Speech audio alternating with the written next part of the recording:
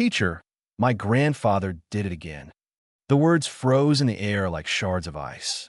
Emily Carson, a fifth-grade teacher in suburban Ohio, was used to dealing with all kinds of confessions from her students, missing homework, playground fights, even stories of parents arguing at home.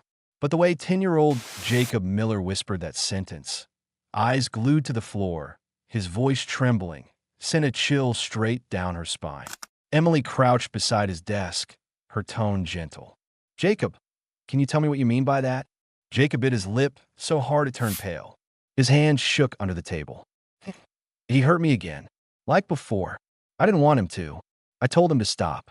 His voice cracked, barely audible. Emily's training kicked in immediately.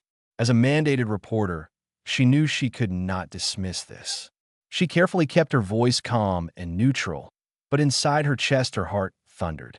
Thank you for telling me, Jacob. You did the right thing. You're very brave.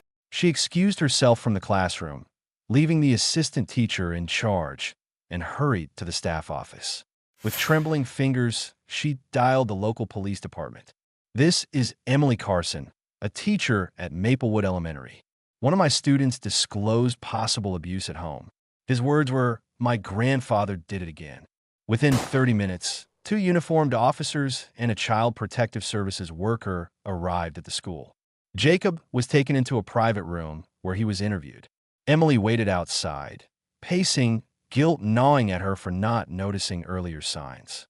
Jacob had always been quiet, withdrawn, but she had chalked it up to shyness. When the officers emerged, their expressions were grave. "We're opening an immediate investigation," one of them told her. "You did the right thing by calling." "It sounds serious." Emily returned to her classroom, forcing herself to smile at the other children. But her mind replayed Jacob's words in a loop. She could still see the terror in his eyes. And deep down, she had the awful feeling that this case would not end quietly.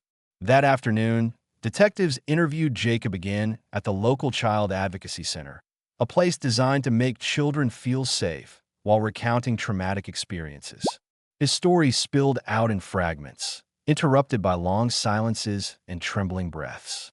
Jacob described his grandfather, Robert Miller, a 68-year-old retired truck driver who lived with Jacob and his widowed mother, Laura. Robert was supposed to help with childcare while Laura worked double shifts at the hospital. But according to Jacob, Robert had been hurting him for months, physically and sexually.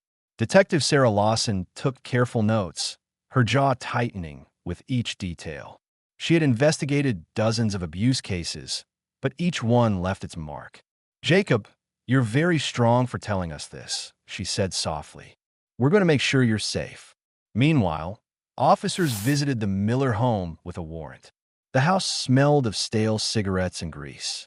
In Robert's bedroom, they found troubling evidence: explicit magazines, alcohol bottles, and a locked drawer containing disturbing photographs that confirmed Jacob's account. Robert was arrested that evening. When Laura returned home from work, she was in shock.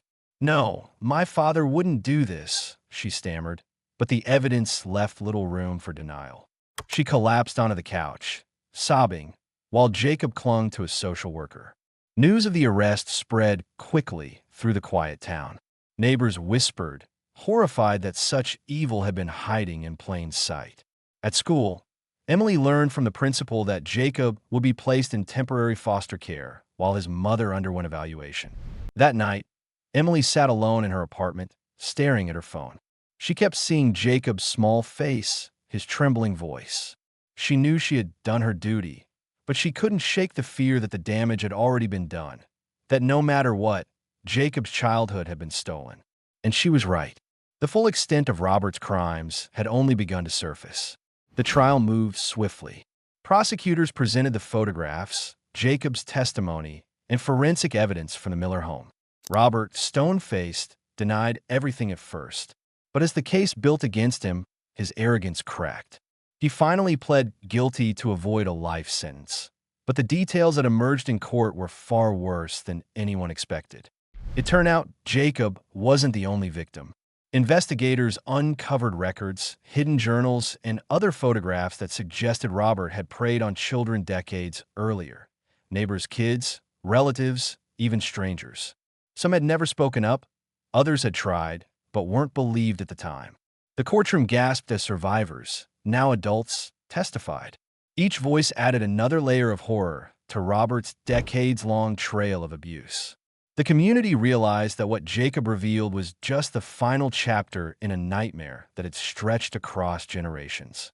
On sentencing day, Jacob sat in the back of the courtroom with his mother and foster guardian. He was pale, clutching a stuffed animal the social worker had given him.